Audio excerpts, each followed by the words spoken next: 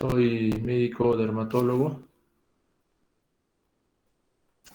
Este semestre vamos a llevar el curso de dermatología, del segmento de dermatología del curso de medicina interna 2.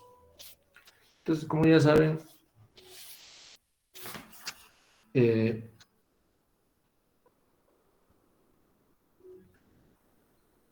vamos a tener las clases teóricas, las clases que son llamadas prácticas, pero que en realidad es un repaso de algunas imágenes que podemos tener en el archivo.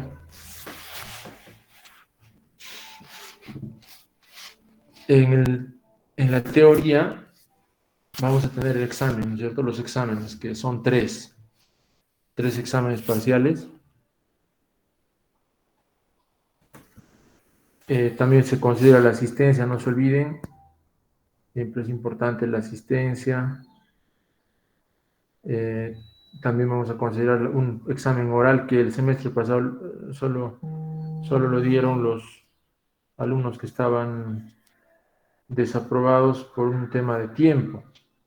Pero este semestre vamos a tomar la prueba a todos los alumnos. Es muy importante, porque si bien es cierto, hay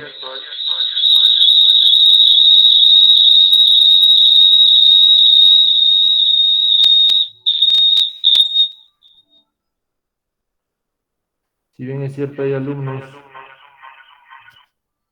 que pueden tener una buena nota teórica, para mí es muy importante que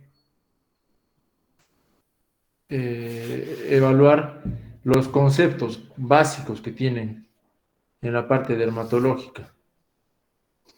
Hay alumnos que el semestre pasado, dando su examen oral, han aprobado, porque había conceptos básicos que sí estaban claramente fijados. Entonces, eso se encontraba dentro de lo esperado. Por consiguiente, no había problemas, entonces tenía que aprobar el curso. En la parte práctica, pues vemos, ¿no?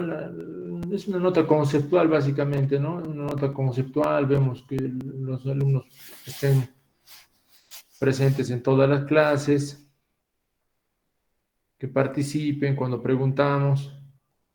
Vamos a hacer una revisión de temas en cada práctica, en cada rotación.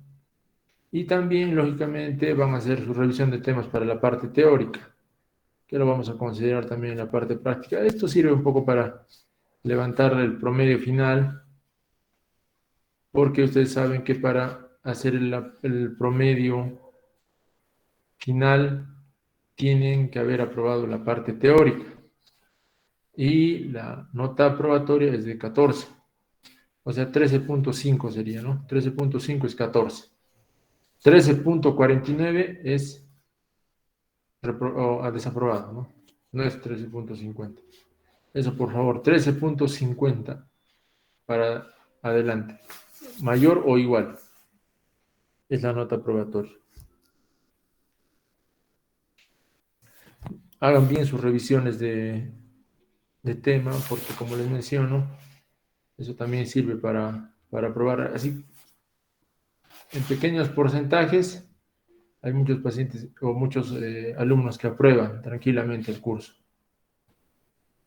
No, no hay forma de que aprueben sin tener notas que lo justifiquen, ¿no? A veces la asistencia, ¿no? Les pongo un alumnito que ha asistido a todas las clases, le pongo un buen promedio y con eso ya levanta el pequeño puntito que le aumenta.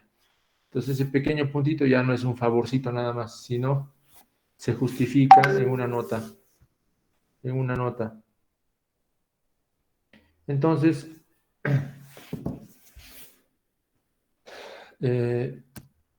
Como ustedes saben, la dermatología estudia al sistema tegumentario, estudia el sistema tegumentario. Y el sistema tegumentario está conformado por 4 estructuras, 4 componentes. El primero viene a ser lo que conocemos como piel. Es algo muy conocido, la piel. El segundo componente del sistema tegumentario viene a ser el complejo pilosebáceo. El tercer componente viene a ser la unidad ungueal. Y finalmente, el cuarto componente corresponde a las glándulas ecrinas y apocrinas. Entonces son 4 componentes del sistema tegumentario. Lógicamente, el que más se estudia es la piel. Pero el complejo pilosebáceo, la unidad ungueal y las glándulas ecrinas y apocrinas tienen un propio análisis. Hay enfermedades que son propias, por ejemplo, del folículo piloso, ¿no? Hay enfermedades que son propias de las glándulas ecrinas o apocrinas. Lógicamente no son muchas, pero se detalla su propio estudio. De igual forma, la unidad ungueal tiene su propia fisiología, su propia patología. Entonces, es importante conocer estos componentes, estas estructuras. ¿Ok? Entonces, la piel a su vez tiene sus estructuras propias, el complejo pilosebáceo también, las glándulas ecrinas y apocrinas también tienen su propia estructura, y ni qué decir de la unidad ungueal, que tiene sus propias características. Entonces, si ustedes ven esta imagen, es un corte tangencial de parte del sistema tegumentario, en el que se puede evidenciar, miren, la piel, ¿no es cierto? Pero vemos otras estructuras también, miren el folículo piloso, el músculo piloerector, el complejo pilosebáceo, perdón, la glándula sebácea. Todo esto en conjunto corresponde al complejo pilosebáceo. Vemos aquí esta estructura que asemeja un ovillo con un conducto que excreta contenido al exterior, corresponde a una glándula ecrina. Vemos otro tipo de estructuras también, miren, vemos terminaciones nerviosas, vemos también aquí tejido adiposo. Entonces, esto es para que ustedes entiendan que la piel es un órgano bastante complejo, es bastante complejo. Muchas veces no lo asumimos de esa forma, pero tiene un comportamiento sui generis en el aspecto inmunológico, en el aspecto funcional propiamente. No se olviden que la piel es el órgano que se encuentra en contacto directo con el medio externo. Directamente está con el medio externo. Entonces, por ejemplo, la parte inmunológica es bastante compleja en la piel. Es muy compleja. Y poco a poco vamos a ir detallando esos puntos mientras avancemos ahora en la parte teórica. Entonces, Cuando hablamos de embriología, siempre al iniciar todo curso, todo segmento, hacemos referencia a la parte embriológica, a la parte formativa, ¿cierto? De cualquier órgano, sea el corazón, sea el cerebro, sea el riñón, entonces, o el pulmón. De igual forma, pues la piel, al ser un órgano bastante complejo, tiene también un proceso embriológico característico, especial. Es importante conocer, son conceptos básicos en general en medicina, el proceso embriológico, ¿no? A partir de qué semana de formación del embrión se genera o se forma un determinado órgano, ¿no es cierto? Ustedes deben saber en qué semana de formación embriológica, por ejemplo, se genera el corazón, el cerebro. Son conceptos, son conceptos básicos. Entonces, el conocer embriológicamente el sistema tegumentario también es importante. Entonces, el sistema tegumentario va a originarse a partir del ectodermo y del mesodermo. Eso es algo muy importante. Del ectodermo y del mesodermo. Parte de este sistema tegumentario se originará a partir del ectodermo y otra parte a partir del mesodermo. ¿Qué estructuras se van a formar a partir del ectodermo? La epidermis, lógicamente esto incluye a las mucosas y los anexos. A los anexos llamamos anexos al complejo pilosebáceo, a la unidad ungueal y a las glándulas ecrinas y apocrinas, ¿no? Tengan presente. Y el mesodermo va a originar a la dermis y también a la hipodermis. A la dermis y la hipodermis. Entonces, volvemos a esta imagen. Volvemos a esta imagen para que recordemos un poquito de la anatomía de la piel propiamente. La piel está formada por la epidermis, está formada por la dermis, la estructura mediana, y finalmente por la hipodermis,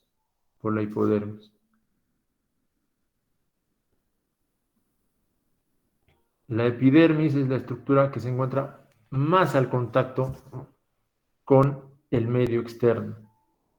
La dermis es la estructura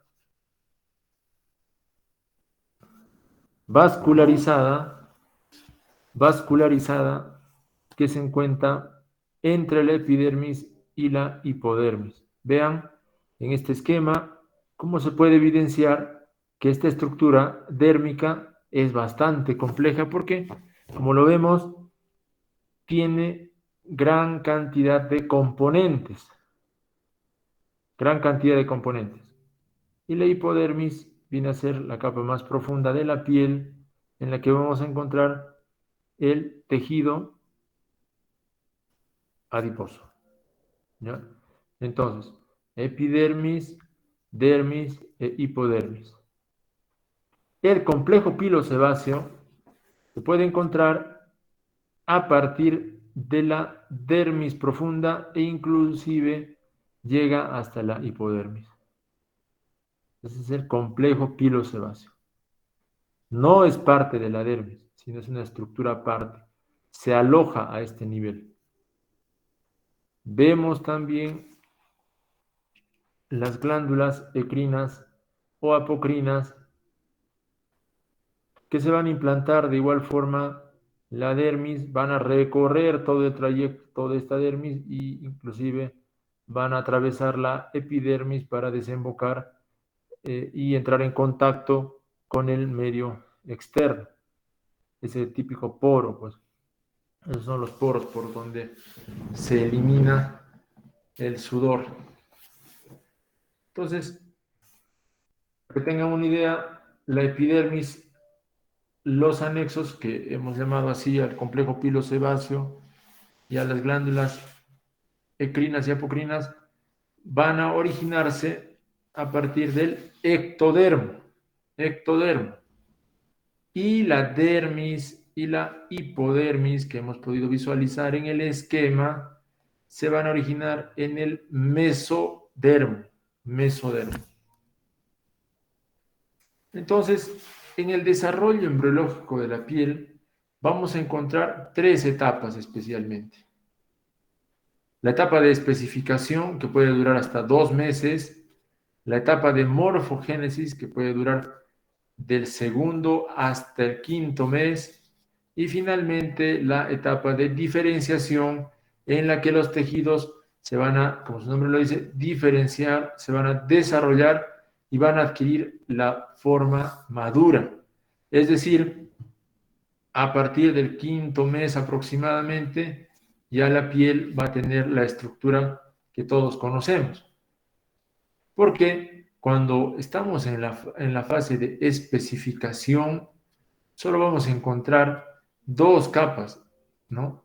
Que es el ectodermo y el mesodermo, que van a posteriormente estratificarse en la etapa de morfogénesis. Entonces van a empezar a formar apéndices epidérmicos que van a formar finalmente el complejo pilosebáceo, las glándulas ecrinas y apocrinas, así como vemos, miren, en este esquema. Entonces, inicialmente solo tenemos el ectodermo y el mesénquima. El ectodermo y el mesénquima. Ese es el origen de la piel. A partir del ectodermo vamos a encontrar las células peridérmicas que se van a ir diferenciando, van a ir aumentando en volumen a partir del proceso de morfogénesis. ¿Ok? Miren cómo se va diferenciando el ectodermo en varias capas hasta llegar finalmente a la estructura que conocemos como epidermis. Epidermis. ¿Correcto? De igual forma, el mesénquima, que se origina a partir del mesodermo, está formado por una gran cantidad de células que van a originar las fibras reticulares, las fibras de colágeno y las fibras elásticas que finalmente le van a dar esa textura, esa forma a la piel. Esa es la capa media. A partir de ello es que se forma la dermis. ¿De acuerdo? ¿Y en qué semana más o menos se empieza a formar la piel? Entre la cuarta y sexta semana. Entre la cuarta y sexta semana comienza este proceso de diferenciación. ¿En qué semana se comienza a formar la hipodermis? La hipodermis se empieza a formar aproximadamente en la semana 16. ¿Ok? ¿Y en qué semana del proceso embriogénico tenemos a la piel con todas sus capas y con todos los componentes del sistema tegumentario? A partir de la 24 semana, de la 14ª semana. Lógicamente, que esta estructura, este sistema tegumentario, en el neonato, en el feto, o especialmente en el feto, tiene algunas características especiales distintas distintas a la piel del recién nacido. O sea, todavía va habiendo un proceso de diferenciación luego del nacimiento inclusive. Se dice que la piel, el sistema tegumentario del ser humano está completamente formado, tiene todas las estructuras y todos los componentes de una piel adulta a las 14 semanas. ¿Okay? Porque cuando todavía tenemos el feto, por ejemplo, el colágeno no es el colágeno 1, más duro, más resistente. El colágeno que tienen los fetos es el colágeno tipo 3. Este va a variar ya después del nacimiento, ¿no? De igual forma, las glándulas ecrinas y apocrinas no tienen la madurez suficiente en el momento inmediato del parto. Todavía no hay una madurez importante, por consiguiente la regulación no tiene la funcionabilidad de una piel adulta o de una piel más madura. ¿Okay? Entonces a las 14 semanas ya de recién nacido tenemos una piel casi completamente madura. Entonces, en la epidermis tenemos unas células especializadas. Aquí se ve en el esquema, miren. Aquí. Entonces, a este nivel de la epidermis tenemos células especializadas. Aquí, por ejemplo, encontramos cuatro tipos celulares. Cuatro tipos celulares. Encontramos a la célula más abundante, que se conoce como el nombre de queratinocito. Encontramos al melanocito. Encontramos las células de Langerhans y encontramos las células de Merkel. El queratinocito es el tipo celular más abundante en la piel y viene a ser el más importante. Se encuentra lógicamente en la epidermis. ¿Cuál es la función del queratinocito? Formar la capa córnea de la epidermis. Eso lo vamos a ver más adelante. El melanocito es una célula que ustedes la conocen. Esta célula tiene una función específica. Su función es producir melanina. ¿Y para qué sirve la melanina? La melanina tiene la función de proteger a las células queratinocíticas que se encuentran en la epidermis. Esa es la función de la melanina. Es un pigmento marrón y como pigmento marrón se encarga de proteger de la radiación ultravioleta a la célula queratinocítica.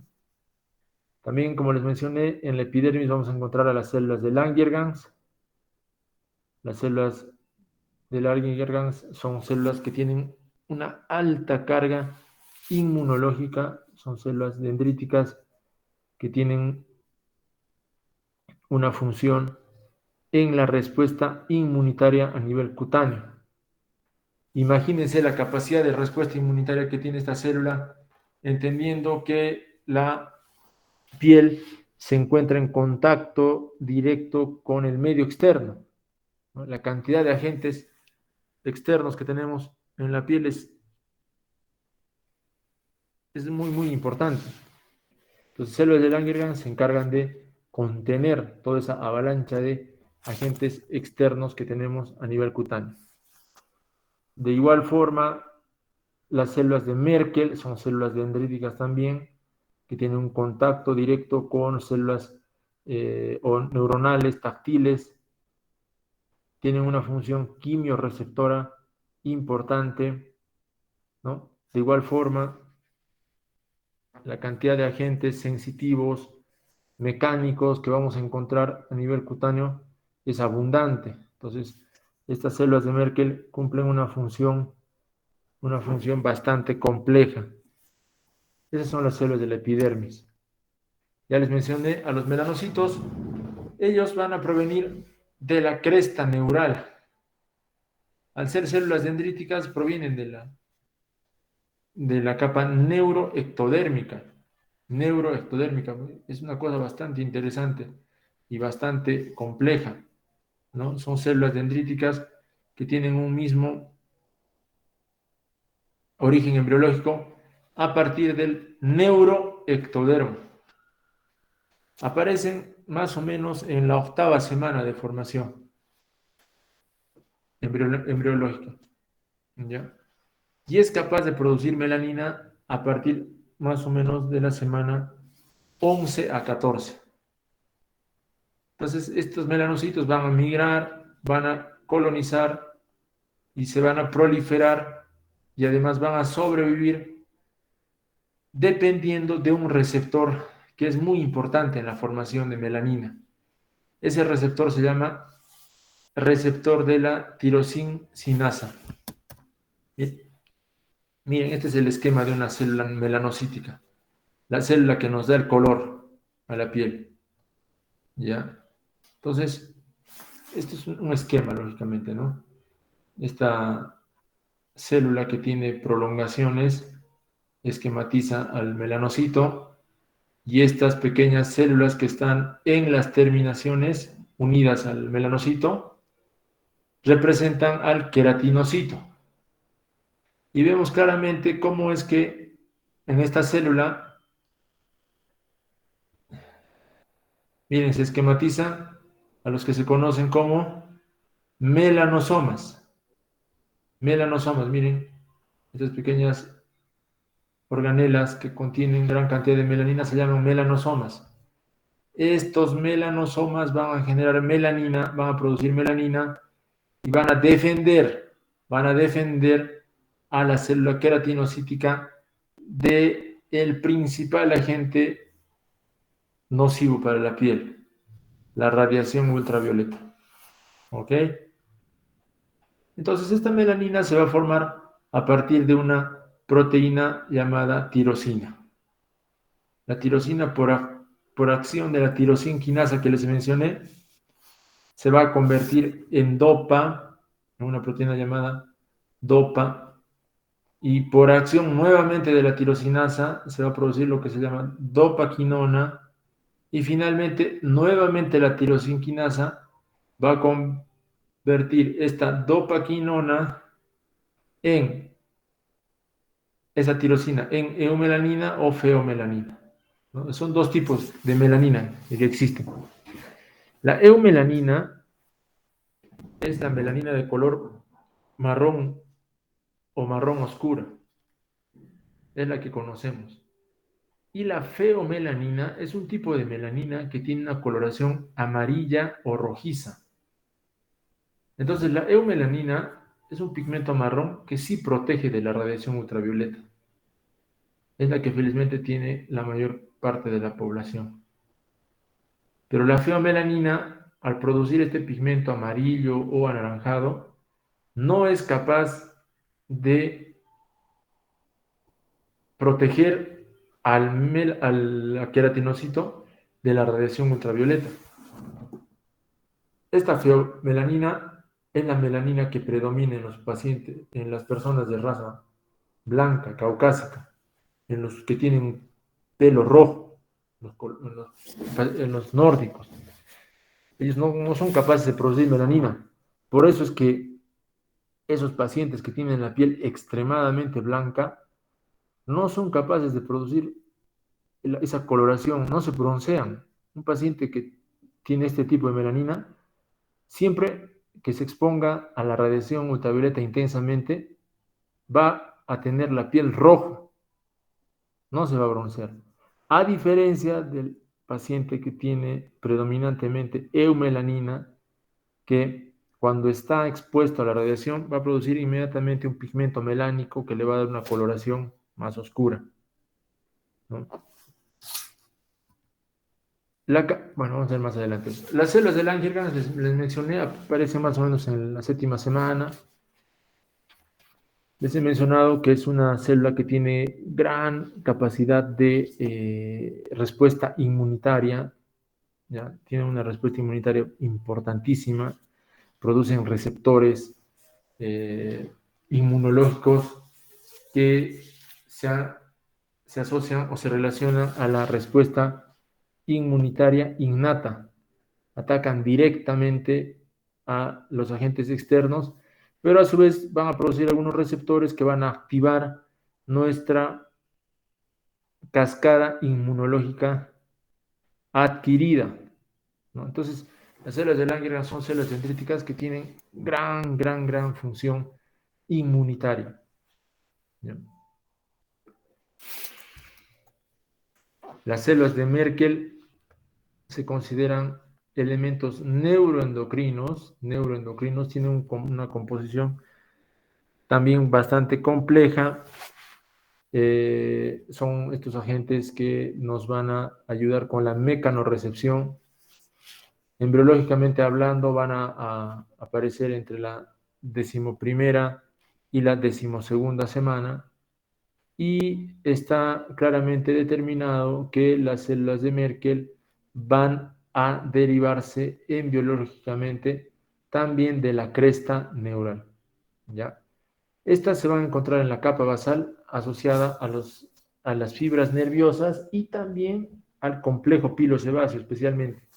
Esta célula de Merkel, pues, es la que finalmente nos va a dar la respuesta, por ejemplo, cuando hay una sensación intensa, ¿no?, en el cuerpo, cuando se les ponen los pelos de punta. ¿Quién actúa? Las células de Merkel, lógicamente. Las células de Merkel hace inmediatamente parar los pelitos de la piel.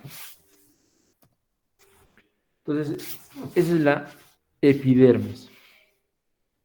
La dermis, como les mencioné, proviene del mesodermo, ¿no? Entonces, en primer momento solamente hay células mesenquimáticas que van a estar inmersas en una sustancia fundamental. Estas células mesenquimáticas van a dar origen a los fibroblastos. Los fibroblastos vienen a ser las células fundamentales de la dermis, y estas a su vez van a formar las fibras colágenas, reticulares y elásticas. Y como les mencioné, en el feto van a producir especialmente el colágeno tipo 3, es un colágeno bastante frágil. Y en el adulto, estos fibroblastos son capaces de producir el colágeno tipo 1. Entonces, el colágeno tipo 1 ya es un colágeno de mayor resistencia, una contextura más fuerte. Por consiguiente, es el colágeno del adulto. Ya les he mencionado cómo son las fibras colágenas, son más compactas, ¿no? Y las reticulares menos. Entonces, no se olviden que la epidermis se va a empezar a originar, y en general la piel, a partir de la 4ª semana de formación embriológica, ¿no es cierto?, termina de formarse completamente más o menos entre la 22 y 24 semana de formación embriológica.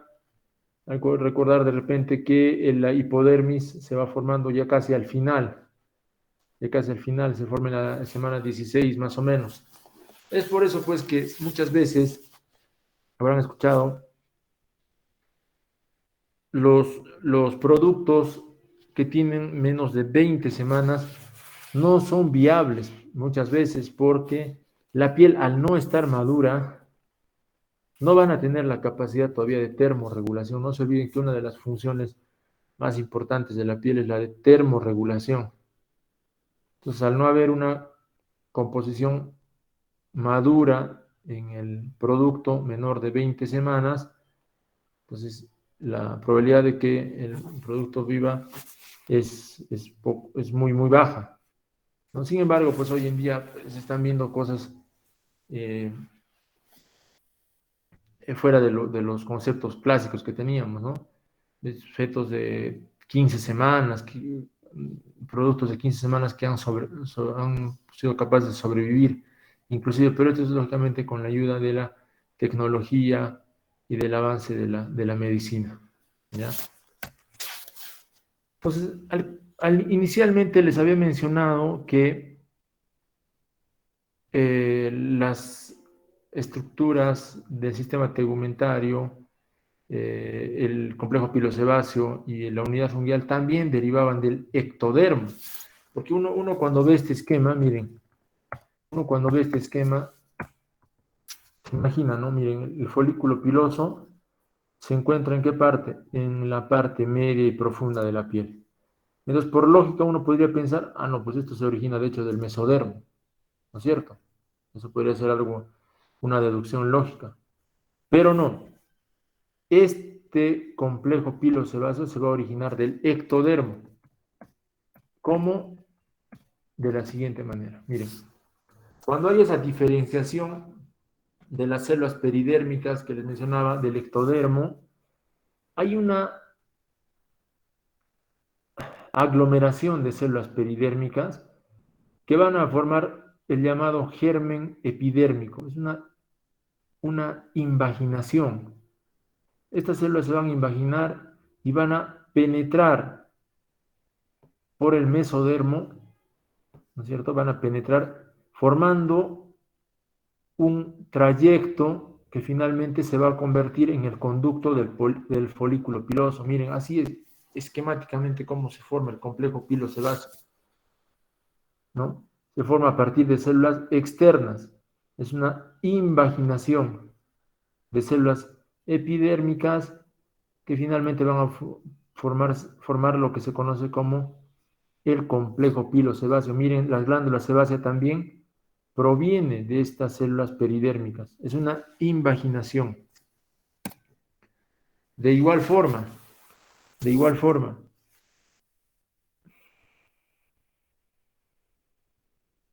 de igual forma, las glándulas ecrinas y apocrinas tienen, aquí vemos, miren, la misma forma de formación embriológica. Hay una yema de las células peridérmicas que va a invaginarse hacia la dermis, se va a formar un conducto que viene a ser el conducto siringio y finalmente va a formar lo que se conoce como la glándula ecrina, que tiene a su vez un ovillo glomerular, un siringio y finalmente un poro. Pero dense cuenta cómo es que embriológicamente van a derivar a partir del ectodermo. La unidad fungial se forma de igual forma de las células epidérmicas. Miren, estas pequeñas células circunferenciales no son otra cosa que las células epidérmicas. Entonces, la epidermis es un tejido estratificado, queratinizado, porque no se olviden que la célula predominante es el queratinocito, avascular. Eso es muy importante que recuerden. Es avascular, es decir, no tiene vascularización propia. Miren en este esquema.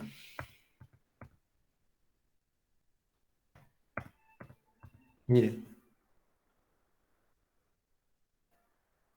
Miren dónde se encuentran los capilares dérmicos. Rozan la epidermis, pero no penetran la epidermis. La epidermis solamente contiene esos 4 tipos celulares los cuales he mencionado.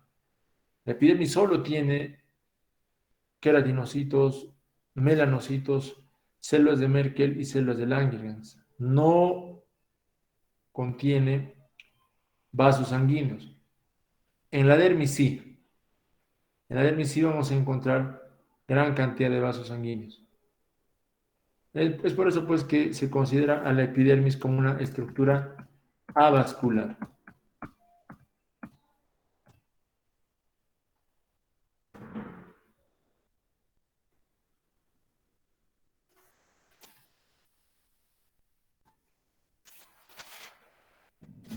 A su vez, la epidermis va a estar formada por 4 capas. Tiene 4 capas. La capa que se encuentra más pegada a la dermis, ¿cierto? Se llama capa basal. La siguiente se llama capa espinosa o estrato espinoso. Luego vamos a encontrar al estrato o capa granulosa. Y finalmente vamos a encontrar a la capa córnea o estrato córnea. Entonces, esta hilera de células que ustedes ven es, en resumen, una red, digamos, de células que tienen un origen único. ¿Cuál es el origen de la epidermis?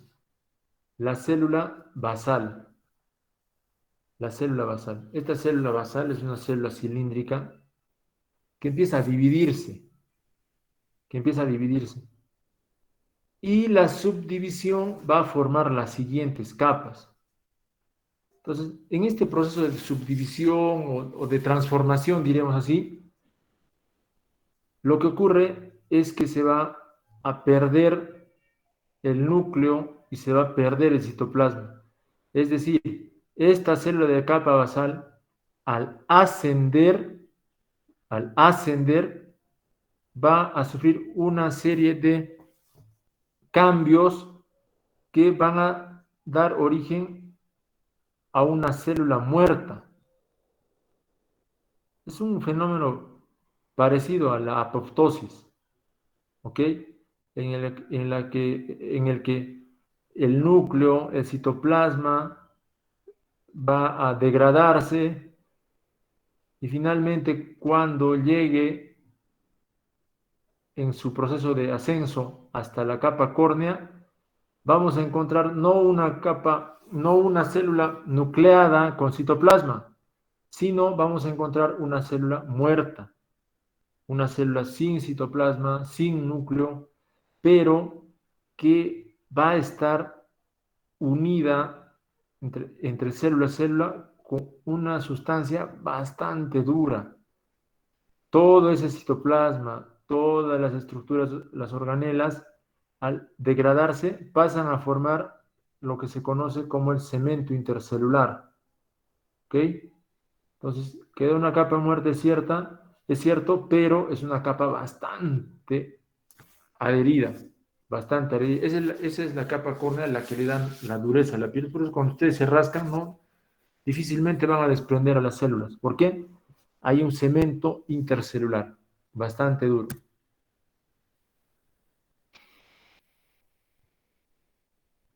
Ya les dije, la capa basal o germinativa va a ser una hilera de células cilíndricas que por un proceso de división o mitosis y a la vez por un proceso de apoptosis va a dar origen a las células subyacentes hasta originar una capa muerta, una capa de células muertas.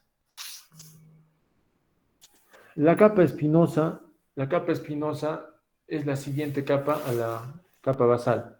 No se olviden, capa basal, espinosa, granulosa y córnea son queratinocitos. Son queratinocitos en diversos estadios evolutivos. La capa basal es una célula cilíndrica muy reproductiva, es bastante una célula clásica con un núcleo bien formado, bastante citoplasma, pero que a medida que asciende va perdiendo esas características. Entonces la siguiente capa es la capa espinosa. Es el mismo queratinocito que estaba en la capa basal, pero que ya va a tomar otra forma. Ya va perdiendo un poquito de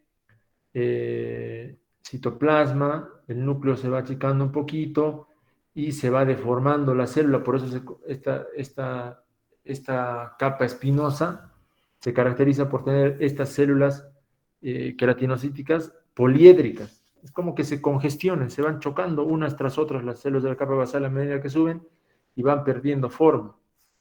¿Ok? Tiene un espacio intercelular formado por una proteína muy adhesiva que se llama glucocálix. Después de la capa espinosa viene la capa granulosa. Entonces, esas células de la capa espinosa que antes fueron capa basal, ahora van perdiendo más citoplasma todavía. El núcleo se hace más pequeñito todavía. Están ya en un proceso de apoptosis.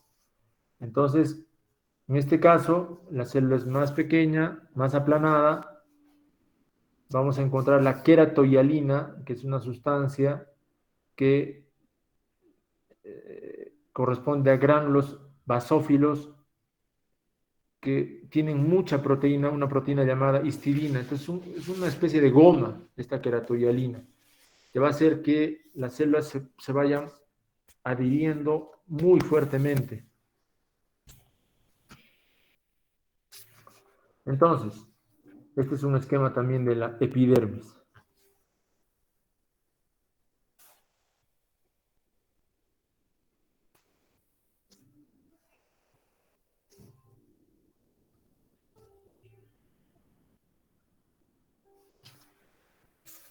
Ya, miren, acá se ve mejor. La primera, ahora vamos a preguntar, a ver, están durmiéndose seguramente todos ya. A ver,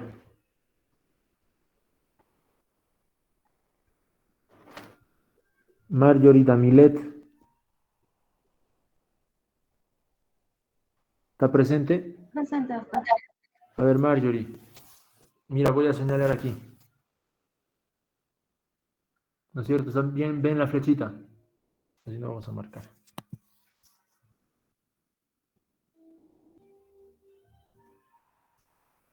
Ya. Entonces, todo esto, ¿cómo se llama esto? Todo lo que he marcado con rojo.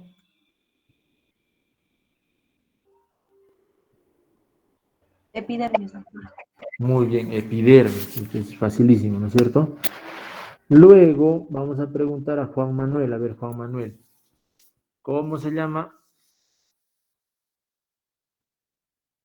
esta hilera de, perdón, esta hilera de células?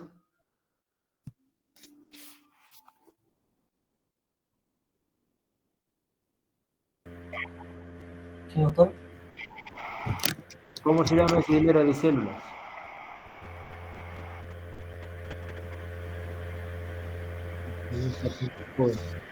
A ver, Diana Karen. Presente, doctor. Sí, ¿cómo se llama esa hilera de ¿Esa células? hilera, doctor, no serían las células basales? Claro que sí, células de la capa basal. Muy bien, células de la capa basal. Luego, no se olviden que es una hilera única. Luego tenemos la siguiente capa, miren acá. Todas estas son células del mismo tipo. ¿Cómo se llaman esas células? Esa capa, ¿cómo se llama? A ver, vamos a preguntar a Daí Vera. Doctor, ¿esa no sería la capa espinosa? Capa espinosa, muy bien, capa espinosa. Ese esquema, no se olviden. Las células de la capa basal, las células de la capa espinosa, las células de la capa granulosa y las células de la capa córnea son queratinocitos, todos son queratinocitos, simplemente que están en diversos estadios, no se olviden, ¿ya? A ver, ¿y esta capa cómo se llama? ¿Dónde está? Aquí está, este de aquí. ¿Cómo se llama? A ver, Condori, Diana Condori. Condori, Diana Condori, Sí, doctor, ¿me escucha? sí. Serían del círculo chiquito, doctor, serían células granulares de la capa granular, doctor. Capa granulosa.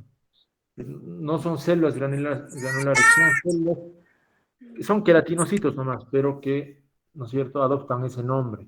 No vayan a confundir eso, siempre a veces los alumnos se confunden en eso, ¿no? No son células distintas, tienen el mismo nombre, todos son queratinocitos, solamente que están en diversos estadios. ¿Ok? Y finalmente tenemos la última capa de la epidermis. A ver, Estrella Chávez. Sí, doctor. Sí. ¿Cómo se llaman esas células? A ver, ahí está, estoy con letras también. La capa córnea, las Capa, células serían los queratinocitos. queratinocitos córneos, ¿no es cierto? ¿No es cierto? Así es exactamente eso. Entonces, ¿qué características? A ver, tú, Diana, ¿dónde está? Estrella, a ver, ¿qué características tienen las células de la capa córnea? Van a ser un tipo de queratinocitos córneos que van a ser alargados. Ya, ¿qué más? Lo más importante. Ahí fíjate el dibujito, a ver, compara estas células de abajo, de la capa más baja con la de la más alta. ¿Qué características? No, Mira, no tienen núcleo, doctor. no tienen núcleo, muy bien, esas son células muertas, estas son las células que vamos a botar. ¿Me entienden? Por eso hay pieles que son muy escamativas, pues esas son células corneocitos muertos, o corneocitos que se están desprendiendo, perdón. ¿Ok? Pero miren, aquí también vemos, vamos a borrar eso. Aquí también vemos, miren aquí, voy a marcar acá. Ahí he marcado, a ver. ¿Qué he marcado? A ver, Claudio Danmert. Sí, doctor. A ver, ¿qué cosa crees que es eso que he marcado? Mira acá. La de Merkel, diría. Células de Podría, Merkel. puede ser una de Merkel, pero, alguien acá te voy a marcar, ya está señalado, mira, con una flechita. ¿Eso cómo se llama? Acá. ¿Cómo se llama? Melanocito sería. Melanocito se llama. Entonces el melanocito tiene esas prolongaciones. Y vamos a borrar esto, ¿ya? El melanocito tiene esas prolongaciones. Esas prolongaciones, ¿cómo se llaman esas prolongaciones? A ver, Flor Grajeda.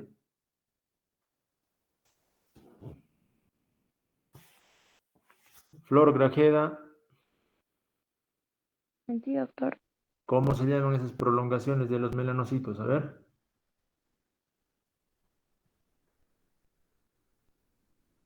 ¿Cómo se llaman las prolongaciones? Es como si hubiera la neurona, tiene, ¿no es cierto?, unas prolongaciones. Así tiene unas prolongaciones. ¿Cómo se llaman esas prolongaciones? ¿Dendritas, doctor? Dendritas, claro, pues son dendritas. Son prolongaciones dendríticas. No se olviden, el melanocito es una célula neuroectodérmica, tiene dendritas. Entonces, miren, este esquema es muy interesante, ¿no? Vemos, por ejemplo, vemos aquí, vemos varias células queratinocíticas, miren, varias células queratinocíticas, y entre varias células queratinocíticas hay melanocitos. Entonces, así son esos melanocitos, están en la capa basal. Entendiendo que las células de la capa basal son las más importantes, las que van a dar origen a la capa córnea, tienen que estar bien cuidaditas. No se debe permitir que su núcleo se dañe. Entonces, los melanocitos lo que hacen es producir melanina y van a proteger, van a cubrir ese núcleo de la célula basal. Son como unas paragüitas que se forman alrededor de los queratinocitos, de la capa basal. Entonces, se dice que por cada 5 células de la capa basal hay un melanocito en las zonas con mayor exposición solar. Y también se dice que por cada 20 células basales hay un melanocito en las zonas donde no hay mucha exposición solar. Correcto. Por ejemplo, en las axilas habrá un melanocito por cada 20 queratinocitos. No necesita cubrir mucho porque no hay mucha radiación. Pero en cambio en la cara, en el dorso de las manos, encontraremos un melanocito por cada 5 células basales. Necesitamos proteger ahí a las células basales. Una persona de piel extremadamente oscura, ¿no es cierto? Una persona muy negrita, tendrá la misma cantidad de melanocitos que una persona extremadamente blanca, ¿sí o no? A ver qué dice Gonzalo. Gonzalo Taco. Taco. ¿Está presente? No está presente Gonzalo Taco. Vamos a ver. Presente, doctor. A ver, Taco, he preguntado, a ver, ¿qué opina usted? Perdón, ¿puede repetir? Se me está entrecortando la señal. Ya. Mejor vamos a preguntar a alguien que ha escuchado. A ver, Kevin Santos.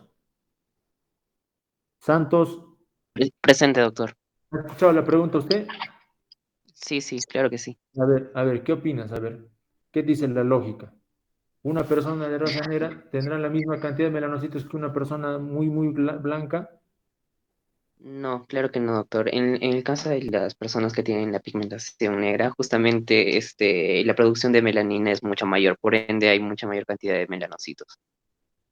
Eso dice la lógica. Pero lo real es que ambas personas tienen la misma cantidad de melanocitos, ¿no? O sea, de ahí pues esa premisa, ¿no? Todos somos iguales. Fíjense. ¿Cuál es la diferencia entre una persona de un fototipo muy oscuro y una persona fototipo muy blanco? Son dos las diferencias. Primero, que la persona de raza muy oscura tiene la misma cantidad de melanocitos, pero producen mucha más melanina. O sea, más melanosomas, nada más. Pero la cantidad de melanocitos es igual. ¿Ya? La otra diferencia es que una persona de piel extremadamente blanca no producen la melanina que les he mencionado, la eumelanina, sino producen la feomelanina, que es la melanina de color amarillo o roja. Esa es la diferencia, no se olvide. ¿Ya? A veces la lógica no siempre se cumple, pues en estos casos, ¿no? Uno diría, claro, tienen más melanocitos las personas de color oscuro. No es así. ¿Producen más melanina? Sí. Es decir, sus melanocitos son más funcionantes, funcionan mucho más, producen mucha más melanina. No se olviden. ¿Ya? Entonces, el queratinocito, ya les he mencionado, es la célula fundamental. Es la célula fundamental de la piel. ¿Cuál es su función? Formar la capa córnea. Esa es la función de la melanina. Perdón, del queratinocito. A ver un ratito, chicos.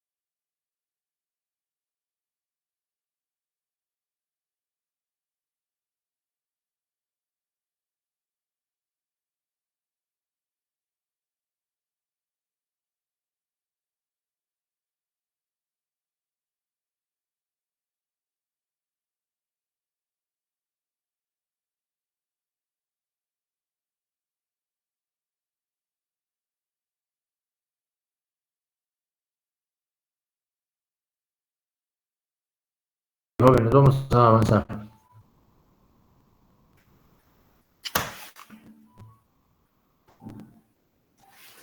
Ya.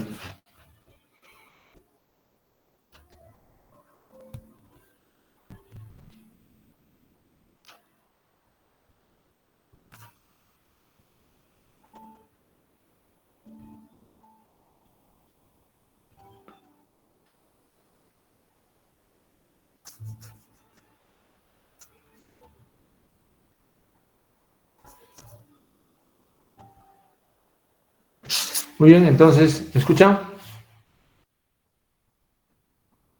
Sí, doctor, sí se le escucha. Entonces, la función principal del queratinocito es formar la capa córnea, ¿no? Entonces, el proceso de cornificación, ya les mencioné, es la desaparición de núcleos y organelas citoplasmáticas por un proceso apoptótico, ¿no? Se va a formar una envoltura cornificada, ya les dije que es un cemento intercelular bastante duro. Eso le va a dar la dureza a la capa córnea. Entonces la epidermis, está clarísimo lo de la epidermis. La dermis, ya les he mencionado, se origina del mesodermo, ¿no? De las células mesenquimatosas. Estas células mesenquimatosas van a dar origen a los fibroblastos y los fibroblastos van a originar la red de colágeno, las fibras reticulares y las fibras elásticas. Después este es pues lo que conocemos como dermis. Le van a dar la elasticidad a la piel, ¿no? Más colágeno, una piel más elástica. Menos colágeno, una piel menos elástica. Por eso pues que en las personas mayores, en los ancianos, la piel es pues recontra arrugada. Ya no hay colágeno, hay muy poco colágeno, muy pocas fibras elásticas. Entonces ustedes cuando jalan la piel de un viejito, se queda en esa zona, se queda. No retorna rápidamente, no hay esa elasticidad. En cambio, ustedes manipulan la piel de un bebé, inmediatamente se retrae mucha fibra elástica. ¿Ok? Así son, esto se ve en la anatomopatología, se ven así, ¿no? En los fibroblastos se ven como núcleos alargados. Son pequeños núcleos alargados. Algo muy importante que no he mencionado es que en la dermis, vamos a ver, en la dermis, aquí. Además de estas estructuras que ustedes ven en este esquema, vamos a encontrar otros tipos celulares, entendiendo que la piel es una estructura que se encuentra en contacto directo con el medio externo. Entonces, permanentemente vamos a tener cuerpos extraños en la piel. Va a haber ácaros, hay bacterias, hay virus, hay hongos. Entonces, estos van a estimular inmediatamente nuestro sistema inmunológico. Entonces, en la dermis siempre vamos a encontrar como unos patrulleros allí. Diversos tipos celulares que van a estar atentos a cualquier tipo de desbalance inmunológico. ¿Entienden? Pues, ¿qué tipos celulares son a los que hago referencia? Por ejemplo,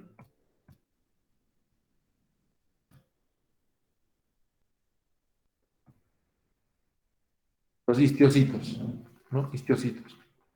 Vamos a encontrar muchos histiocitos en la piel. Mastocitos. Vamos a encontrar eosinófilos, polimorfonucleares. Vamos a encontrar eosinófilos. Entonces, no se olviden, es una estructura que tiene la cascada inmunológica así, latente, todo el tiempo va a estar latente. Además, en la dermis, ya les he mencionado, vamos a encontrar vasos, ¿no es cierto? Arteriales, venosos y linfáticos. Vamos a encontrar también a los nervios. Vamos a encontrar el complejo pilosebáceo. Vamos a encontrar glándulas endocrinas. Sin que estas últimas tres estructuras tengan un origen en el mesodermo. ¿Ok? Entonces, la microvasculatura cutánea está dada especialmente por un plexo vascular profundo y un plexo vascular superficial que a su vez va a estar comunicándose, ambos se van a comunicar a partir de unos vasos comunicantes. Son mallas, son emallados. Uno en la dermis superficial, uno en la dermis profunda. Cuando ustedes traumatizan la piel, rompen la epidermis, tocan estos vasos vasculares superficiales, el sangrado es un sangrado leve, ¿no es cierto? Son como un lagrimeo. Es como un lagrimeo. Algunos se han rasmillado, ¿no? Un pequeño sangrado. Es como un llanto ahí de los vasos sanguíneos. Pero cuando ustedes tocan estos vasos más profundos, el sangrado se hace más intenso. Por consiguiente, este plexo vascular está formado por venas y arterias de mayor calibre. En los nervios cutáneos, de igual forma, hay un plexo dermoepidérmico o superficial o profundo y un plexo superficial, que pueden tener terminaciones nerviosas, inclusive hasta en la epidermis. Entonces, bueno, las terminaciones nerviosas más importantes son las que se conocen como terminaciones sensitivas libres. Ustedes ya habrán conocido eso desde la preuniversitaria, estos cuerpos de Ruffini, de Krauss, Pacini, que tienen una importancia, claro que sí, en la sensibilidad del frío, del calor, pero las terminaciones sensitivas libres son las más importantes. En cuanto al pelo, hay que recordar que el complejo pilosebáceo va, como les mencioné, derivarse de un brote de células, ¿no es cierto?, de la epidermis fetal. En todo el cuerpo vamos a encontrar folículos pilosos, excepto en la palma, en la planta, y también encontramos muy pocos folículos pilosos en las falanges terminales de los dedos. La función principal es de aislamiento, se protege contra el ambiente, también es una línea de defensa, porque evita, ¿no es cierto?, la penetración de agentes químicos nocivos, especialmente en las ventanas nasales, ¿no? Hay tipos de pelo, el lanugo, que va a estar en el feto, ¿no?, hasta el 8º mes de gestación, el vello, que es similar al lanugo, pero los vellitos son delgados, blandos, no tienen médula, y el pelo terminal que todos conocemos, ¿no es cierto?, que se puede encontrar en la piel cabelluda, en las cejas, en las pestañas, en la barba, en las axilas y en el pubis del adulto. Entonces, la papila pilosa es la estructura que va a recoger los vasos sanguíneos. En esta estructura tan pequeñita vamos a tener una vascularización y también inervación. Es el responsable del control piloso. Por eso es que el pelo es bien sensible a cualquier cambio fisiológico en el cuerpo. Son vasos tan pequeñitos que cualquier noxa, cualquier estrés en el organismo va a generar una disminución de la vascularización. Por consiguiente, el pelo va a sufrir una caída abrupta. El pelo tiene un ciclo, no crece de forma continua, o sea, no hay forma de que una persona que no va al peluquero tenga el pelo kilométrico, no, tiene su propio ciclo. Este ciclo está dado por 3 fases, una fase anágena, una fase catágena y una fase telógena, ¿ya? La fase anágena dura 2 a 7 años, esa es la fase de crecimiento, es donde el pelo se encuentra. La mayor parte de pelos que tenemos, de cabellos que tenemos, están en esta fase, está creciendo, ¿no? La duración puede ir desde 1 año hasta 7 años, ¿no? Entonces, las personas que tienen un anágeno largo de 7 años tienen característicamente un cabello largo. También depende mucho de la localización, lógicamente, ¿no? En las pestañas, en las cejas, la fase anágena es mucho más corta, lógicamente, ¿no? Por eso es que no crece interminablemente, ¿no? La fase catágena es una fase que va a preceder a la fase final, que es la fase de desprendimiento. En esta fase se va a producir una suerte de fenómeno apoptótico. Entonces el folículo se retrae y va a estar preparado para retirarse en lo que se conoce como fase telógena. Entonces, más o menos el 80% de pelos están en fase anágena, ya les dije. y un 10 a 20% de cabello se van a encontrar en fase telógena. Entonces, este 10 a 20% de cabello se pueden caer diariamente. Y es el común denominador, ¿no? Son los pelos que vemos cuando estamos estudiando, digamos, siempre me acuerdo cuando era estudiante también. Me agarraba la cabeza estudiando, miraba el libro y veía una gran cantidad de pelos. Y decía, ¿por qué se me están cayendo los cabellos? Es normal, ¿no? Es normal, porque de este 10 a 20% de cabello centelógeno, un 1% se desprenden cada día. ¿Ya? Esos son los pelos que vemos. Se dice que puede haber entre 60 a 100 cabellos diarios como pérdida normal. ¿Ok? Entonces, anágena, catágena y telógena son las fases del crecimiento del cabello. Finalmente, el sebo, no se olviden, es parte del complejo pilosebáceo, ¿no es cierto? Pero también pueden haber glándulas sebáceas que no forman parte de un complejo pilosebáceo, sino son glándulas sebáceas puras. Estas las vamos a encontrar en los labios, en las mucosas, en el areola del pezón, en los genitales y en los párpados. Tienen sus propias glándulas sebáceas sin que sean parte del complejo pilosebáceo, eso nos recuerda. La función de las glándulas sebáceas, lógicamente, es sintetizar sebo. Está formado, miren, por triglicéridos, por ésteres serios y también por colesterol. ¿Ok? Depende mucho, por eso, la textura de la piel de la alimentación. ¿Ya? La grasa se produce por una destrucción de estas glándulas sebáceas, ¿no es cierto? Hay una vacuolización de las glándulas sebáceas que va a hacer que se genere aproximadamente 1 miligramo por cada 10 centímetros cuadrados cada 3 horas. Son cifras, ¿no? Caprichosas, ¿no? Pero la idea es esa, que sepan que el sebo se va a producir a partir de vacuolas que se van a fusionar, se van a destruir y van a producir pelo. Hay situaciones que van a regular la secreción del sebo, ¿no? Por ejemplo, el sexo, la edad. Lógicamente que en el varón, al tener más testosterona, va a producir mayor cantidad de sebo. De igual forma, la mujer en la etapa de la adolescencia, ya sea varón o mujer, puede producir mayor cantidad de sebo. Ustedes saben que en la adolescencia, tanto el varón como la mujer van a producir testosterona. Lógicamente en menor proporción la mujer, pero esto hace que se produzca mayor cantidad de grasa, de sebo.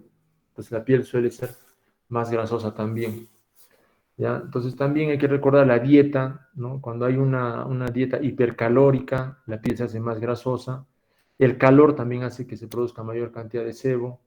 En la noche, o sea, al amanecer, hay mayor excreción de sebo. Por eso es que cuando ustedes duermen, amanecen con la piel toda grasosa. Esa es una variante fisiológica, una variable fisiológica de la secreción del sebo. ¿Ok? Entonces, eso es básicamente lo que quiero que sepan con respecto a las glándulas sebáceas. La unidad unguial está formada por la lámina unguial y está también formada por algunos epitelios especializados que son el pliegue unguial proximal, la matriz unguial, el lecho unguial y el hiponiquio. Bueno, son 4 estructuras que corresponden a la unidad unguial, junto con la lámina unguial. Miren, aquí está el esquema, la lámina unguial o plato unguial también se llama, la lúnula, la cutícula, la matriz. Miren, la matriz es la estructura más importante de la uña, es la que va a generar el platillo unguial, es la zona más vascularizada también, está protegida por la cutícula. Miren, la cutícula es la que protege la matriz. El 90% de la uña se forma a este nivel, debajito de la cutícula y del pliegue proximal. El crecimiento unguial sí es continuo, o sea, no hay un ciclo de crecimiento unguial. Entonces, si ustedes no se cortan la uña, va a crecer permanentemente, solamente van a notar que hay una debilidad cuando está creciendo cada vez más, ¿no? Entonces, se dice que la uña se reemplaza completamente, aproximadamente en 6 meses. Pero esto va a depender mucho de la edad del paciente, lógicamente, ¿no? En un niño, en 2 meses ya tienen una uña nueva. ¿Ok? Y en un adulto mayor de 60, 70 años, puede demorar este recambio unguial total, ¿no es cierto?, hasta 2 años. También hay otras condiciones fisiológicas que van a hacer que la uña crezca más lentamente, ¿no? Por ejemplo, el embarazo hace que crezca más rápido, lógicamente. Es una etapa en la que hay gran producción de factores de crecimiento. Los niños, los jóvenes también hacen que tenga la uña un crecimiento mayor. Entonces, y por el contrario, cuando, por ejemplo, el paciente es un paciente desnutrido, hipotiroideo, entonces ellos tienen un crecimiento más lento en las uñas. Finalmente, vamos a hablar de la microbiología de la piel normal. Entonces, hay que recordar que en la piel vamos a encontrar una serie de microorganismos, ¿no? Bacterias, vamos a encontrar hongos y también podemos encontrar ácaros, como la parte de una flora residente, o sea, es parte de nuestra piel, no son patógenos, no nos van a producir daño, no producen inflamación, viven en nuestra piel. Estas bacterias pueden ser bacterias coreniformes, los estafilococos, los micrococos, Acinetobacter también pueden estar parte como de la flora residente normal. Algunos hongos como Malassezia, Cándida también pueden formar parte de la piel normal. Y un ácaro llamado Demodex también es parte de nuestra flora residente. Entonces estos organismos tienen sus propias características, ¿ok? Tienen también su nicho ecológico propio, ¿no? Especialmente viven en zonas intertriginosas, ¿ok? Por ejemplo, las propionobacterias van a vivir especialmente en áreas grasas. Este es el que va a producir el acné, por ejemplo, ¿no es cierto? Es la cutibacteria, llamada hoy en día así. Entonces, estas bacterias, cuando encuentran un desequilibrio en su nicho ecológico normal, van a empezar a reproducirse en mayor proporción y recién se convierten en patógenas. Mientras tanto, no son bacterias patógenas, son bacterias residentes, ¿correcto? Candida albicans se puede encontrar normalmente en el 40% de mucosas orales, no siendo patógenas. O sea, no van a encontrar ninguna clínica. El hongo está en la boca, pero no van a encontrar inflamación, no van a encontrar ningún tipo de reacción cutánea. ¿Ok? También existe otra levadura llamada Pityrosporum o Malassezia, que es parte de nuestra flora, de nuestra microbioma normal, ¿no? Sin que sea patógeno. El problema ocurre cuando hay un desbalance inmunológico a nivel cutáneo. Estos microorganismos van a ser patógenos, van a proliferar más y se van a convertir en patógenos. El estafilococo, por ejemplo.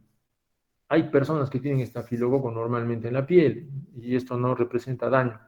Pero cuando hay un desbalance, ya les repito, inmunológico, estas se van a convertir en agentes patógenos. Entonces hay factores que van a modificar la microbioma normal, especialmente la localización corporal. También en pacientes hospitalizados cambia completamente la flora bacteriana, la microbioma normal de la piel. Entonces esto finalmente puede generar un cuadro patógeno, ¿no es cierto?, propiamente. Entonces, vamos a dejarlo ahí, chicos. La siguiente clase, no sé cuánto